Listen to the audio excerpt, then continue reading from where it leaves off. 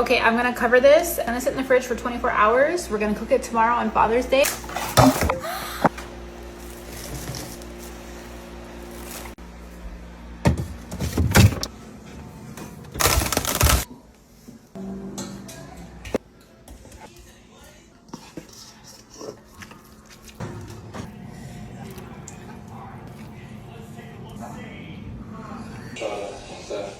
This is just... Okay, so I'm gonna turn this into a sauce. We're throwing that on the grill, and then this sauce is gonna go on top of that. Threw some water in here from the drippings from the pork, and I'm gonna make a really nice gravy.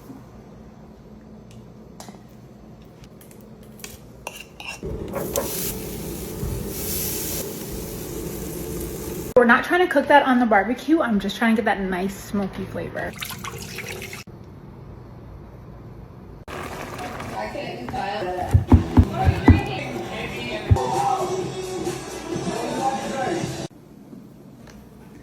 It came out so good. So good. Like, look at the season. Spicy choke.